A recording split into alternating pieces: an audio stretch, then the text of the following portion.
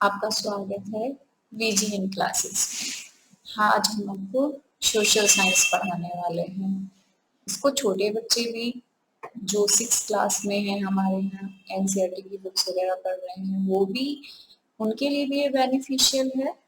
और जो एनसीईआरटी नहीं पढ़ रहे हैं, किसी एग्जाम की प्रिपरेशन कर रहे हैं, उसमें उनका सोशल साइंस आता है, तो वो भी उन लोगों के लिए भी ये वीडियो बहुत बेनिफिशियल है, क्योंकि इसमें हम बेसिक क्लियर करते हैं।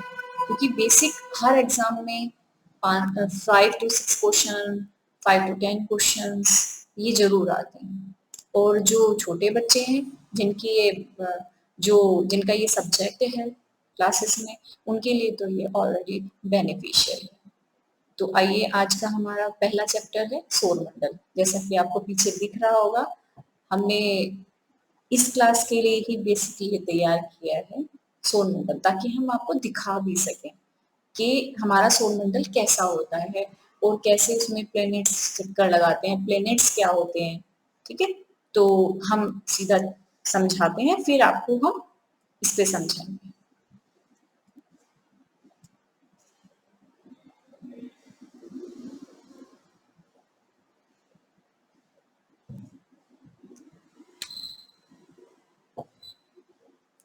सौरमंडल, सौरमंडल आपका क्या है? सौरमंडल मतलब सूर्य का मंडल, मतलब सूर्य के चारों तरफ जितने भी प्लैनेट्स, जितने भी ग्रह, ग्रह बोलते हैं हिंदी में। हमें ऐसा नहीं है कि मैं अगर कुछ वर्ड्स इंग्लिश में यूज कर रही हूँ, हमें पता होने चाहिए कि अगर कोई प्लेनेट पूछ दे तो हमें हमें ये ना लगे कि हमें प्लेनेट नहीं पता। प्लेनेट ग्रह को कहते हैं। ठीक है, और कौन कौन से प्लेनेट्स होते हैं? बुध, बृहस्पति, शुक्र, पृथ्वी, शनि, मंगल, यूरेनस, नेपच्यून, ये सब सारे हमारे क्या होते हैं? सौरमंडल। ये सारे मिलकर सौरमंडल बनाते हैं। अकेला सूरज या सूर्य सौरमंडल नहीं बना सकता। मंडल का क्या मतलब है? यानी जिसमें बहुत सारे ग्रह या बहुत सारी चीजें इन्वॉल्व हो। सूरज के साथ साथ सूर्य तो है ही, सूर्य का मंडल यानी सौरमंडल। ठीक है, आपने देखा होगा दिन में कि सूरज कहाँ चमकता है? आसमान में। नॉर्मल सी चीज है, आसमान में ही चमकेगा। और हमारा चंद्रमा कब दिखाई देता है? रात में। ठीक है, रात में जैसे ही सुबह होती है तो चंद्रमा दिखाई देना बंद हो जाता है। हम लोग कहते हैं कि चंद्रमा चला गया, सूरज आ गया। नहीं, सूरज की जो रोशनी होती है वो इतनी तेज होती है, उसमें इतनी ऊष्मा होती है, प्रकाश होता है कि जो चंद्रमा है वो दिखाई देना बंद हो जाता है। होता वो अपनी जगह पर ही है, लेकिन हमें दिखाई नहीं दे पाता। किस कारण? सूर्य की तेज प्रकाश और रोशनी के कारण। यही सब इसमें दिया हुआ है। मैं एग्जैक्ट किताब नहीं पढ़ रही हूँ, मैं आपको समझा रही हूँ बेसिकली। आप इसे प्रैक्टिकली करके भी देख सकते हैं। जैसे कि यहाँ पर एक आप देख रहे होंगे दिया हुआ है। इसमें क्या दिया हुआ है कि आप एक पेपर लो, ठीक है, उसमें छोटे छोटे छोटे छोटे छोटे आप क्या कर दो? छेद कर दो, पेंसिल से, सुई से, किसी भी चीज से। ठीक है, आप उस लाइट कमरे की बंद कर दीजिए, ऑफ कर दीजिए। जब आप उसमें से पेपर सामने रख के टॉर्च डालेंगे, टॉर्च से रोशनी डालेंगे, तो आपको सामने जो उसकी परछाई दिखाई देगी वो छोटे छोटे छोटे ऐसे लगेंगे जैसे तारे चमक रहे हैं। आपको क्या दिखाई देगा? जैसे तारे टिमटिमा रहे हो। और आप कमरे की जो लाइट है उसको खोल दीजिए, तो क्या फिर वो दिखाई देगा? नहीं देगा। क्यों नहीं दिखाई देगा? क्योंकि जो कमरे की लाइट है वो आपकी टॉर्च की लाइट से बहुत तेज है। अगर बहुत तेज है तो नेचुरली वो चीज दिखाई नहीं देगी, लेकिन जल तो अब भी रही है, अपनी जगह पर ही है। तो इसी तरीके से आपका चंद्रमा होता है। ठीक है, हम लोग कहते हैं कि चंद्रमा चला गया, सूरज आ गया इसलिए चंद्रमा चला गया। वो ज्यादा कहीं नहीं है, वो प्रकाश है। यानी सूर्य का जो प्रकाश है वो इतना तेज है कि उसके प्रकाश में बाकी सब चीजें हमको क्या नहीं देती? दिखाई नहीं देती।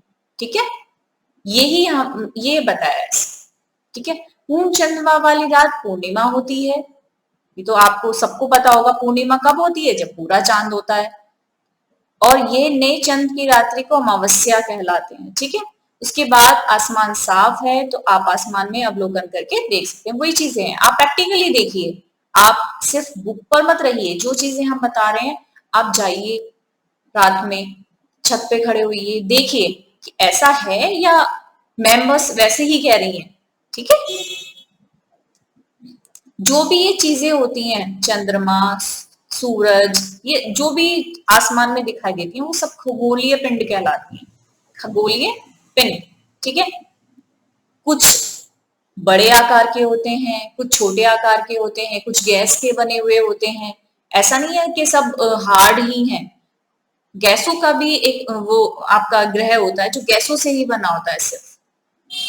ठीक है, गैसों का बना होता है, बहुत गर्म होता है, कहीं बहुत कोई ग्रह बिल्कुल ठंडा होता है। इस तरह से सारे जो ग्रह हैं हमारे, अब 8 ग्रह हैं आपके, उसी तरह के जो ग्रह हैं वो सब क्या हैं, अलग अलग तरीके से बने हुए हैं। ये खगोलीय पिंड को तारा कहते हैं, मतलब जो ऊष्मा, जिनके पास ऊष्मा और प्रकाश होता है जिनके पास, उनको क्या कहते हैं हम, तारा। तो सूरज भी क्या है हमारा, एक तारा है। सूरज क्या है, तारा। क्यों, क्योंकि सूरज में सबसे ज्यादा प्रकाश और ऊष्मा होती है, और अगर जिसमें ऊष्मा है और प्रकाश है उन्हें तारा कहते हैं, तो सूर्य को भी हम क्या कहेंगे, तारा। ठीक है, यहां तक का सबको क्लियर है। अगर आपकी कोई भी क्वेरी है तो आप चैट बॉक्स में नीचे डाल सकते हैं कमेंट में, हम आपको रिप्लाई कर देंगे। देखिए ये लड़की आपको दिखाई दे रही है पिक्चर में, सी द पिक्चर। ओके, अब आप रात में जाइए, खड़े होइए आसमान में, इन सब चीजों को प्रैक्टिकली करिए तो आप कभी भूलेंगे नहीं। हमें बार बार इन चीजों को, कॉन्सेप्ट को पढ़ने की जरूरत ही नहीं पड़ेगी अगर हमने इसको प्रैक्टिकली कर लिया, यानी अपनी दैनिक क्रिया में इसको करके देख लिया, तो हमें जरूरत नहीं पड़ेगी कि हम बार बार इसको पढ़ें। अच्छा क्या होता है, कहाँ ध्रुव तारा होता है, कैसे, किसको ग्रह कहते हैं, ये सब चीजों को आपको बार बार पढ़ने की जरूरत नहीं पड़ेगी।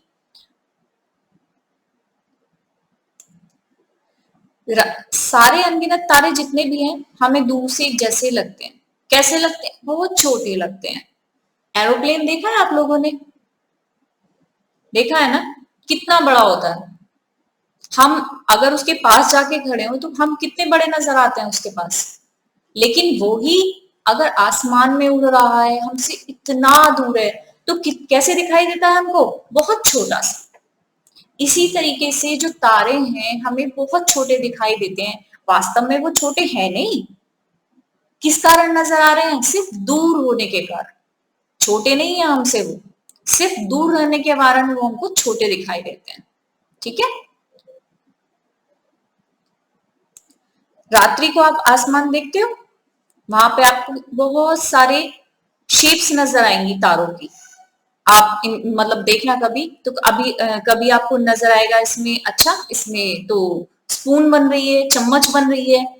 अच्छा नहीं, इसमें तो एक आकृति बन रही है, ऐसा लग रहा है कोई ऋषि मुनि बैठे हैं या कोई बियर है बड़ा सा। तो ये सब चीजें आसमान में कौन क्रिएट करता है, तारे क्रिएट करते हैं। मतलब बहुत सारे तारे मिलकर ऐसी शेप्स बनाते हैं, उनको हम क्या कहते हैं, नक्षत्र मंडल। नक्षत्र मंडल के अंदर वो सारी चीजें आती हैं। ऐसे ही बहुत सारे आपके नक्षत्र मंडल हैं, जिसमें से कुछ बिग बियर है। जैसे पूछ लेते हैं बिग बियर क्या है, तो बिग बियर क्या है, नक्षत्र मंडल। ठीक है, हम इसको अगर आप आसमान में देखो, क्योंकि ये सब चीजें मैं ऑरली बता रही हूँ आपको, आप बुक में देख रहे हैं, आप इसे प्रैक्टिकली देखिए। अपनी छत पर जाइए, आराम से देखिए। अगर ये चीजें दिखाई देती हैं तो आपको फिर इनको रटने की जरूरत नहीं पड़ेगी, आप उसको समझ जाएंगे कि हाँ मैम क्या कह रहे हैं। ठीक है, जैसे सप्तऋषि है, 7 तारों के समूह को सप्तऋषि कहते हैं, ये भी वहां नजर आता है आसमान में। और जो हमारा इसमें मेन चीज क्या है, ध्रुव तारा। ध्रुव तारा कहते हैं उसे, उत्तरी तारा भी कहते हैं। वो सबसे चमकीला तारा होता है। चमकीला मतलब वो उत्तर दिशा में ही दिखाई देगा, सबसे ब्राइट, सबसे यानी सबसे तेज प्रकाश जिस तारे का हो रहा होगा वो आपका ध्रुव तारा है। और इसकी पहचान क्या है, वो हमेशा एक ही दिशा में निकलता है, एक ही जगह पे, कहा, उत्तर में। ठीक है, समझ में आ रहा है ना आप लोगों को? कोई दिक्कत? ये जो कुछ खगोलीय पिंड ऐसे भी होते हैं जिनमें अपना प्रकाश नहीं होता, ना अपनी ऊष्मा होती है, तो वो कैसे प्रकाशित होते हैं? तो वो तारों के प्रकाश से प्रकाशित होते हैं। जैसे ये हमारा हमारी पृथ्वी है, इसमें अपना कोई प्रकाश नहीं है। अगर आप इसे ऊपर से जाकर देखें और सूर्य की रोशनी इस पर ना पड़े तो आपको क्या लग रहा है, पृथ्वी चमकेगी? नहीं चमकेगी। क्यों? पृथ्वी में अपनी कोई रोशनी नहीं है।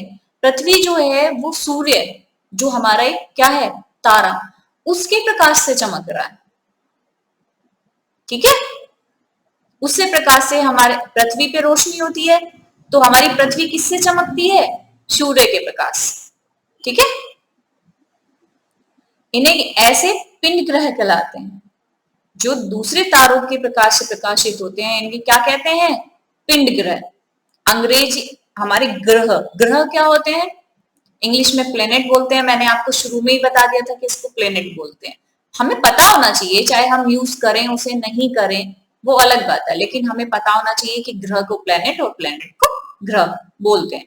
ये जो हमारा प्लेनेट है वो ग्रीक भाषा से प्लेनेटाइल शब्द से बना हुआ है, जिसका क्या मतलब होता है? परिभ्रमक। परिभ्रमक मतलब चारों ओर घूमने वाला। चारों ओर घूमने वाला मतलब जो किसी के चारों तरफ चक्कर लगा रहा हो। ठीक है, पृथ्वी जिस पर हम रहते हैं वह एक ग्रह, ग्रह मतलब प्लेनेट है। हमारी जो पृथ्वी है जिसपे आप लोग हम लोग सब रहते हैं वो क्या है? एक प्लेनेट। यह अपना संपूर्ण प्रकाश और ऊष्मा सूर्य से प्राप्त करती है। यही तो लिखा हुआ है, जो मैं आपको बता रही हूँ वही उसमें लिखा हुआ है। तो मैं रीड आउट करूं या मैं समझाऊं, दोनों एक ही चीज है। ठीक है, अगर आप चाहें तो मेन मेन पॉइंट जो मैं बता रही हूँ आप उसे नोट डाउन भी कर सकते हैं, क्योंकि जब हम एग्जाम टाइम में आएंगे हम ऐसा तो नहीं कि पूरी बुक दोबारा से रीडिंग करेंगे, नहीं। हम क्या करते हैं, हम उन मेन मेन पॉइंट्स को पढ़कर जाएंगे सिर्फ। ठीक है, जो पृथ्वी का सबसे नजदीक का तारा है, यानी सूर्य क्या है? पृथ्वी के सबसे नजदीक का तारा। तारा है, ग्रह नहीं, तारा। पृथ्वी को बहुत अधिक दूरी से, जैसे चंद्रमा से देखने पर यह चंद्रमा की तरह चमकती हुई प्रतीत होगी। क्यों होगी वो मैंने आपको पहले ही बता दिया कि ये क्यों चमक रही है, क्योंकि इस पे सूर्य का प्रकाश पड़ रहा है। अपनी ऊष्मा नहीं है, अपना प्रकाश नहीं है पृथ्वी पर कोई भी। ये किसकी रोशनी से चमक रहा है? सूर्य की। ठीक है, यहां तक क्लियर है आप सब लोगों को? ठीक है,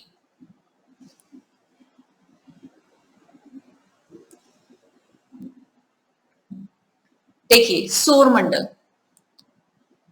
सौर मंडल जैसा कि आपने मेरे पीछे भी रखा है प्रोजेक्ट, जो मैंने आप लोगों को समझाने के लिए बनाया है, तो उसमें आपको भी दिखाई दे रहा होगा। नहीं तो मैं इसे समझाने के बाद आपको क्लियर कर दूंगी। सौर मंडल, सबसे पहले क्या बन रहा है? सूरज, सूर्य। क्या है? सूर्य। सौर कह दो, सूर्य कह दो, सबका अर्थ क्या है? सूर्य। ठीक है, सूर्य के चारों तरफ हमारे कितने ग्रह हैं? 8। कभी कभी पूछ लेते हैं कि सूर्य के चारों तरफ कितने ग्रह चक्कर लगा रहे हैं? 8। या प्लैनेट्स की संख्या क्या है?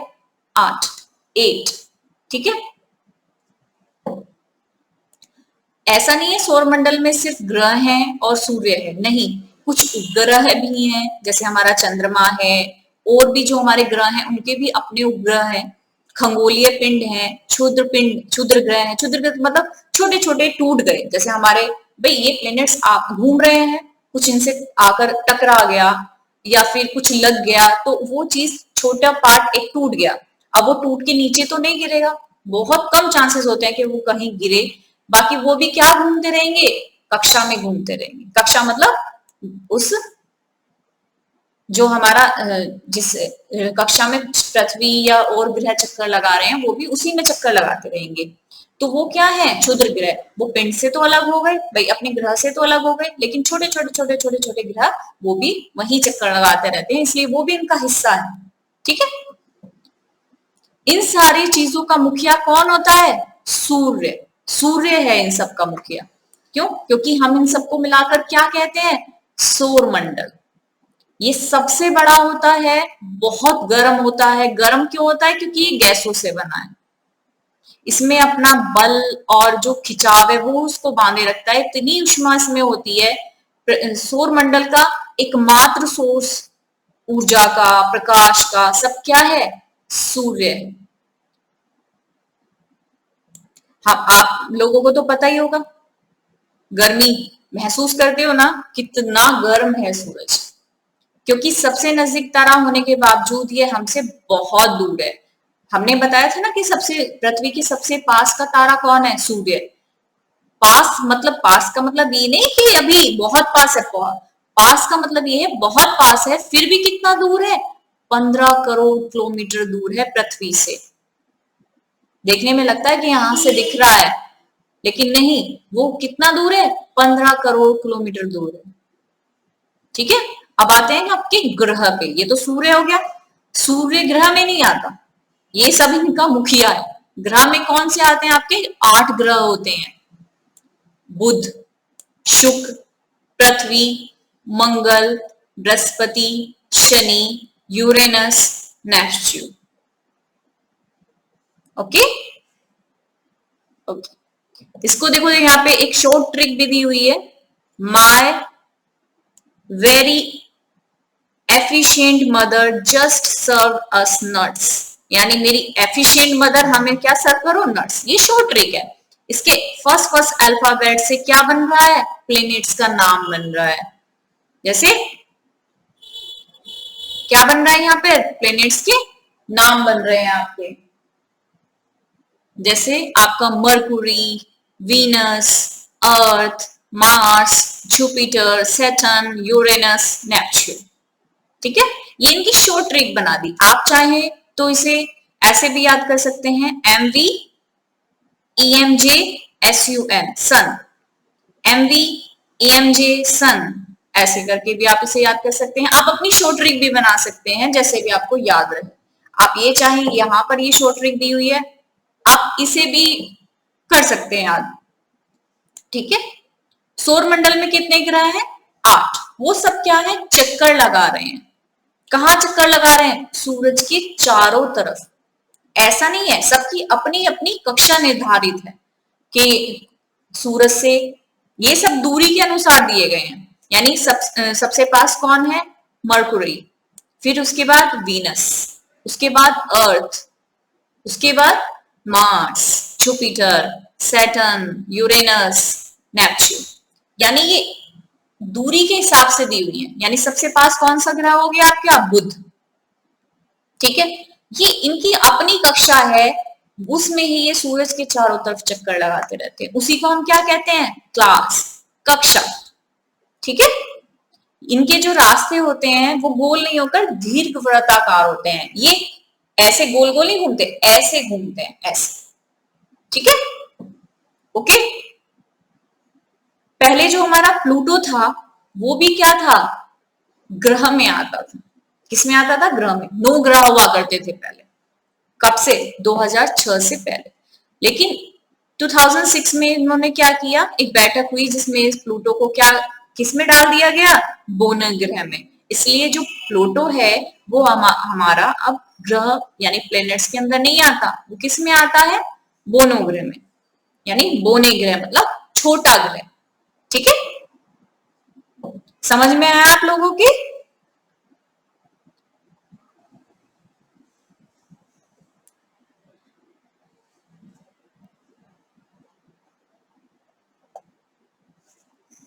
पृथ्वी, आपने पृथ्वी देखी है जिसपे आप रहते हैं? देखी होगी ऑब्वियसली, ये भी कोई पूछने वाली बात है। सूर्य, सूर्य दूरी के हिसाब से कौन सा ग्रह है? थर्ड। कहाँ आता है? थर्ड पे। कैसे आता है थर्ड पे? बोल के देखो। पहले क्या आएगा? बुध, शुक्र, फिर क्या आएगा आपका? पृथ्वी। तो पृथ्वी कहाँ आ गया आपका? थर्ड पे। ठीक है, थर्ड पे हमारी पृथ्वी आती है दूरी के हिसाब से। यानी सूर्य से हमारी दूरी, सूर्य से हमारी पृथ्वी की जो दूरी है वो थर्ड नंबर पे, यानी हम थर्ड नंबर के ग्रह में आते हैं, हमारी जो पृथ्वी है। ठीक है, और ये आकार में यानी साइज में अगर हम कहें तो 5वां सबसे बड़ा ग्रह होता है हमारा। ये दिखने में हमें क्या लगता है? दूर से गोल है, लेकिन एक्चुअल में ये गोल नहीं है, ये क्या है, चपटी है। अगर आपको ऑप्शन में हो चपटी या गोल, तो ये चपटी है। इसमें लिखा हुआ है, साफ लिखा हुआ है कि ध्रुवों के पास थोड़ी चपटी है। यानी ध्रुव क्या होते हैं ये आपके, ये मेन पॉइंट, यहाँ देखिए, यहाँ पे दिखाया हुआ है ये चीज, ये ध्रुव कहलाते हैं। ये उत्तरी ध्रुव और ये आपका दक्षिणी ध्रुव। यहां से क्या है, चपटी है। ठीक है, इसके आकार को हम इसीलिए क्या कहते हैं, भू आप, यानी पृथ्वी के समान आकार। ठीक है, पृथ्वी ना तो बहुत ज्यादा गर्म है और ना ही बहुत ज्यादा ठंडी है, क्योंकि अगर बहुत ज्यादा गर्म होगी तब भी हम यहाँ नहीं रह पाएंगे, यानी हम जीवन नहीं होगा पृथ्वी पर। और अगर बहुत ज्यादा ठंडी होगी तो भी जीवन नहीं होगा पृथ्वी पर। तो इसीलिए हमारी पृथ्वी ना तो बहुत ज्यादा गर्म है और ना बहुत ज्यादा ठंडी है। यहाँ पर जल, वायु, सब चीजें हैं जो भी हमारे जीवन के लिए जरूरी है। यानी अगर पानी नहीं होगा तो भी हम यहाँ पर सरवाइव नहीं कर पाएंगे, यानी जी नहीं पाएंगे, जीवन नहीं हो पाएगा। और अगर वायु नहीं होगी तो भी हम नहीं जी पाएंगे। इसीलिए जो भी हमारे जीवन को जीने के लिए, यानी जिंदा रहने के लिए हमें जरूरत है, हवा, पानी, सब चीजें क्या है, पृथ्वी पर है। इसीलिए हम पृथ्वी पर रह पाते हैं। और वायु, जीवन के लिए और क्या जरूरी है, ऑक्सीजन। आपकी वायु में वो हमें क्या चाहिए, ऑक्सीजन, क्योंकि हम ऑक्सीजन लेते हैं और कार्बन डाइऑक्साइड निकालते हैं। तो अगर ऑक्सीजन नहीं होगी, पृथ्वी पर ऑक्सीजन नहीं होती तो भी हम नहीं रह पाते। लेकिन हमारे इस ग्रह पे ऑक्सीजन भी है, इसीलिए हम यहाँ पर रह पाते। इसीलिए पृथ्वी को क्या कहा जाता है, अद्भुत ग्रह।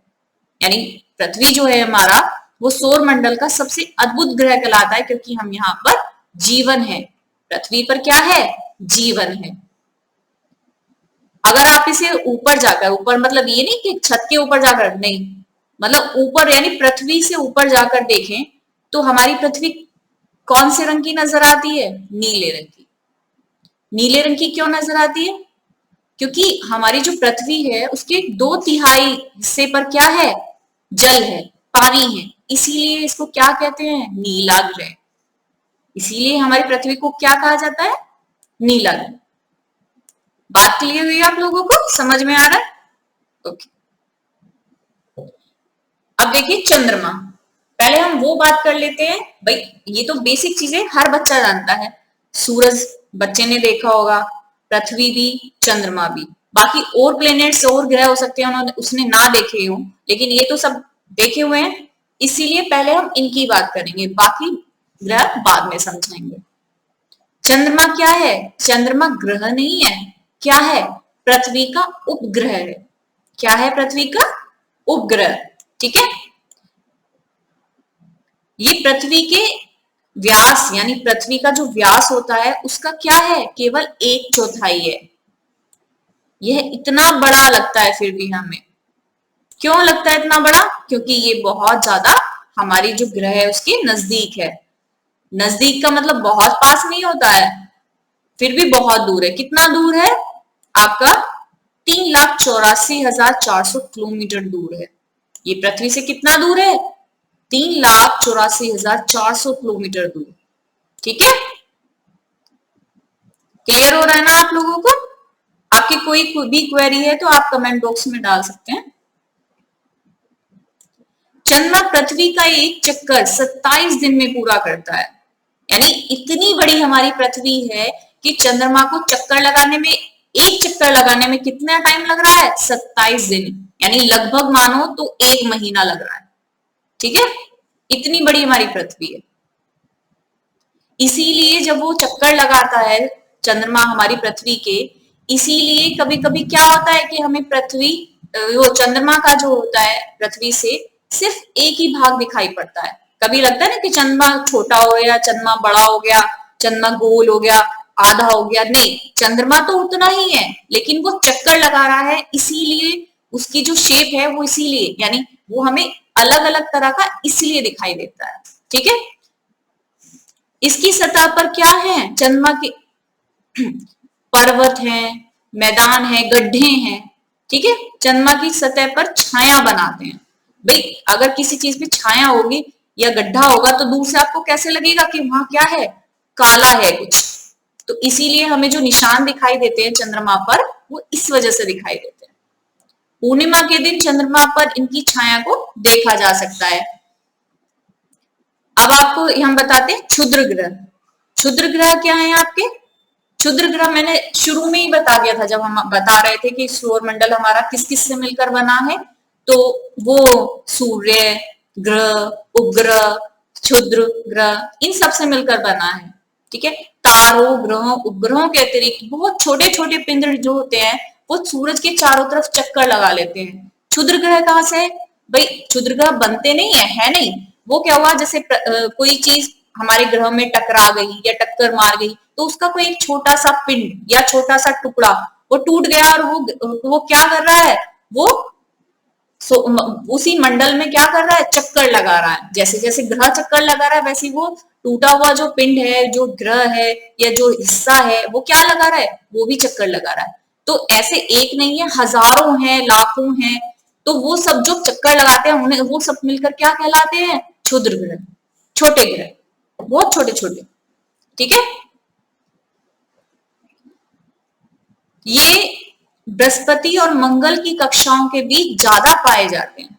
यानी और जगह तो होते हैं, कम होते हैं, लेकिन जो सबसे ज्यादा मिलते हैं वो कहाँ मिलते हैं, मंगल और बृहस्पति की कक्षाओं के बीच में। ठीक है,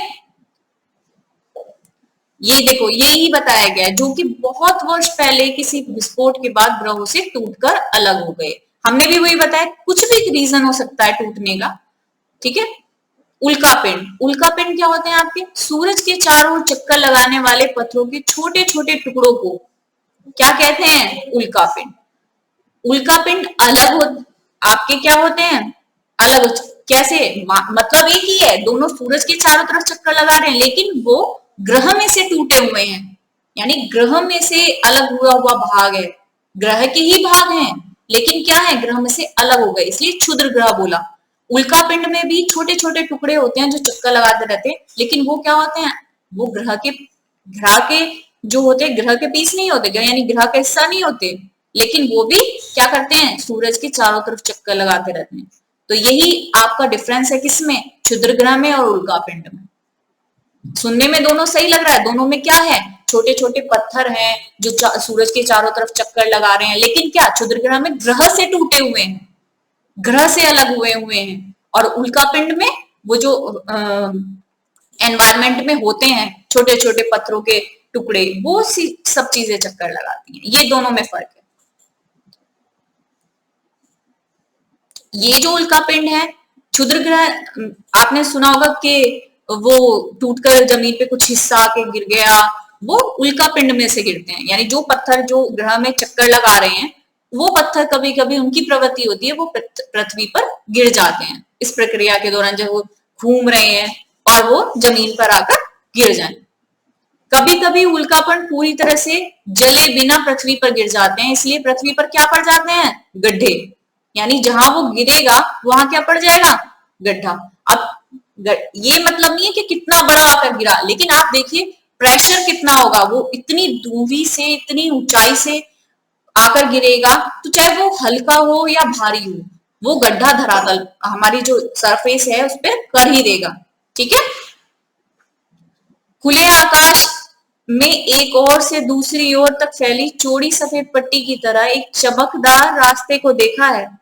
चमकदार रास्ता, आपने लाइन देखी होगी आसमान में, कभी कभी बहुत एक वाइट सी लाइन हो जाती है बहुत दूर तक, उसको हम क्या कहते हैं, आकाशगंगा। ये कहते हैं ना, गंगा बह रही है आकाश में, वाइट, यानी जैसे गंगा बहती है एक लाइन नदी की तरह बनती है वो, तो वो क्या होती है आपकी, सफेद छोटी चौड़ी वाइट पट्टी सफेद रंग की, उसको हम आकाश गंगा या मिल्की वे भी कहते हैं। ठीक है, हमारे सौरमंडल इस आकाश गंगा का ही एक भाग है। प्राचीन भारत में इसकी कल्पना आकाश में प्रकाश की तरह बहती नदी से की गई थी। सब वही चीजें हैं जो मैं आपको बता रही हूँ कि अगर आकाश में आप देखते हैं कि छोटे छोटे छोटे वाइट वाइट वाइट कैसे है, एक गंगा की तरह, एक ऐसे लगे जैसे किसी ने मिल्क डाल दिया हो आसमान में, व्हाइट लाइन, तो वो हमको क्या कहते हैं उनसे, आकाश गंगा, यानी मिल्की वे, यानी मिल्क जैसा रास्ता, इंग्लिश का वर्ड है ये मिल्की वे, ठीक है। आकाश गंगाएं ही मिलकर ब्रह्मांड का निर्माण करती हैं। ब्रह्मांड की विशालता में कल्पना इसी से की जा सकती है। तो ये आज का आपका क्या था, सौर मंडल, जैसा कि आपने देख लिया होगा। तो क्या है ये आपका सौर मंडल।